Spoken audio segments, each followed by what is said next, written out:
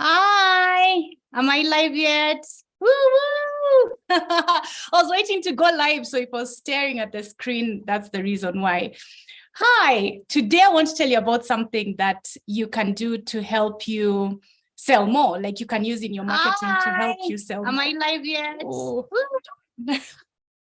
Okay, so it seems to be repeating what I'm saying because it's also, this is one of the first times I'm doing Zoom to YouTube.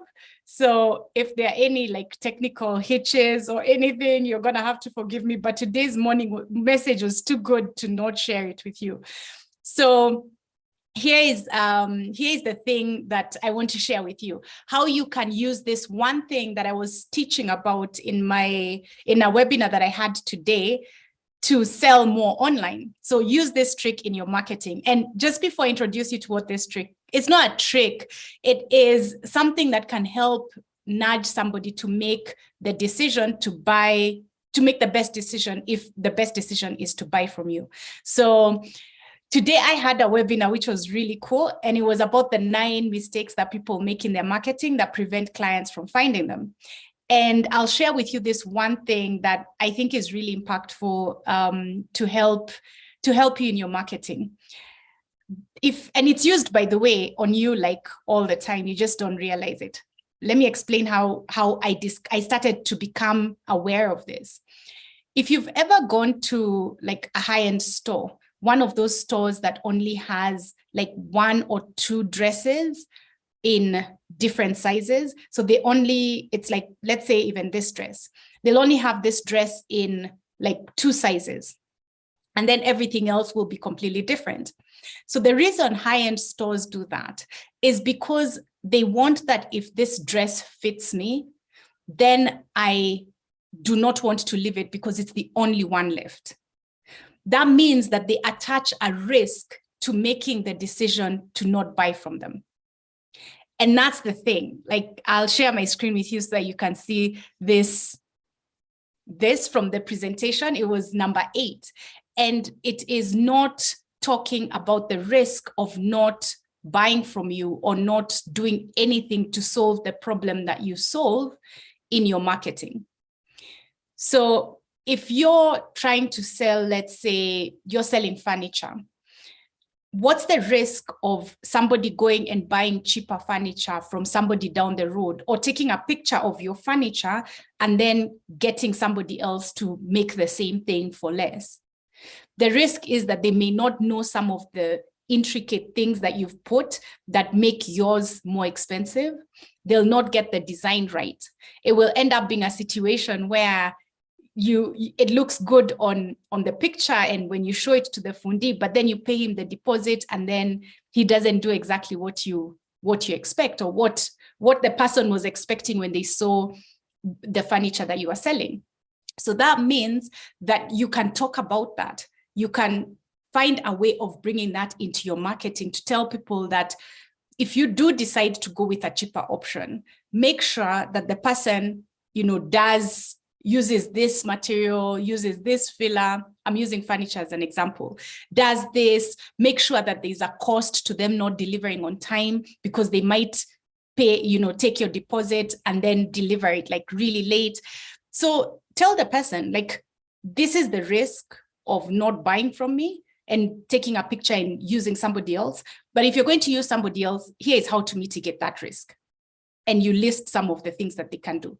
Like with me, if you do decide to, let's say, self-educate yourself and run ads and build your funnels and launch your training program, and you're a coach, it's gonna take you a long time to find out the things that I know, that I usually teach people. Now, if you want to do that, you're gonna have to watch at least 500 YouTube videos. You're going to have to agree to lose money, because if you run ads without really knowing what you're doing, you will lose money. Like, it happens all the time. It's how we start. It's how I started. Like, anybody who becomes really good at running ads and building marketing funnels has lost money on it. Otherwise, they wouldn't become good at it because it's never smooth sailing. So you have to be prepared to lose that money. You have to be prepared to use that time. You have to be prepared to watch 500 videos and then try and piece together what works and what doesn't. And then try and like figure it out through trial that some of the things you watched were not correct, or they were theoretical but not practical. Troubleshoot for yourself. Like, that's the risk, right? Of deciding to do it alone.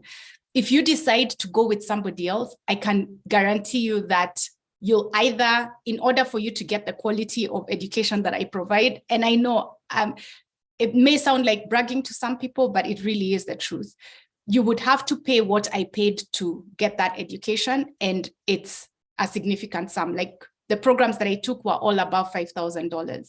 So those are the mentors that I worked with, and they are people who really understand from experience what to do, and I learned from the best, people who spend millions. So you'd have to spend definitely more than $5,000, and that's only one program.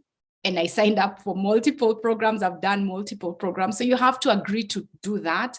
You have to agree to figure out who are the best teachers, because some programs that I've signed up for have not delivered the way I expected. So you have to accept that that's something that you're willing to do and spend the next year doing, instead of shortcutting the process and learning from somebody who does it for their business, who's learned from the best, and who can teach you in the process.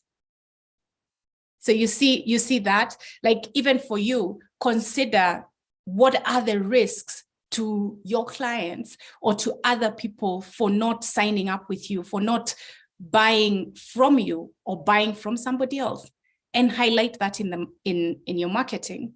And I just showed you how to do it, like from my perspective, from the furniture company's perspective. I'm sure there are lots of ideas and things that you can think about how to do it for yourself. So I thought that was really like cool when I shared it today, and I saw the impact, like, the feedback that I got from it. And I said, I'm going to make this video and then just share this with you as well. And just to tell you how this is used on you, let me stop sharing first. How this is used on you every day. Think about the times when there's no, like, something is short, sugar or rice or whatever it is, flour. The other day, there was a shortage of flour in Kenya, right? So when there's a shortage, they limit the quantity that people buy. And what happens when you limit the quantity? People buy more. Even me, who was not planning to buy flour, finds that there's a shortage and now there's a limit.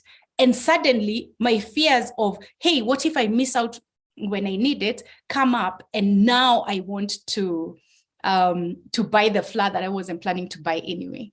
So that's how it's used on you. In the UK, they use this a lot, especially for soup. Like, companies that sell soup, at least the books I've read, because Rory Sutherland, I'm telling you, for a Kikuyu, that is such a tongue twister. Rory Sutherland. He's the vice chairman of Ogilvy, and one of the people that I really admire, and I love his books. And he's one of the things he talks about is how like in the UK, they love giving like a restriction where they would put up a sign. And I think this was an experiment they were doing. They would put up a sign and they say, please don't take more than 4 cans of soup. There's a shortage. Now, somebody who was planning to buy 1 or 2 takes the maximum 4. And every time they would do this, they would sell more soup than they've ever sold before, because suddenly people are like, scarcity, fear. Oh my goodness, I have to buy this thing, right? So that's like a different way of using it. But I'm just telling you how some of these things are used on you. Like when you see shortages, when you walk into a shop and there's only 1 dress left or 1 shirt or 1 pair of shoes, and it fits you perfectly and it looks good, you're going to have a hard time leaving it, because you know that if you leave it, somebody else will come and buy it and you won't have it. So just try and think of ways in which you can use it for good. The fact that you're watching me on this channel and you've subscribed to this channel and you've also liked this video means that you're a good person. So I know you're going to use this for good. So when you're using it for good, use it to help people make the best decision, not to help people just buy from you if you know you're not the best person to get them the result that they are expecting.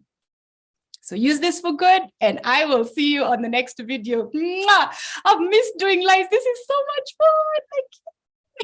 I feel like I'm talking to you. Like you are on the other edge of the screen, but I feel like you're actually here with me.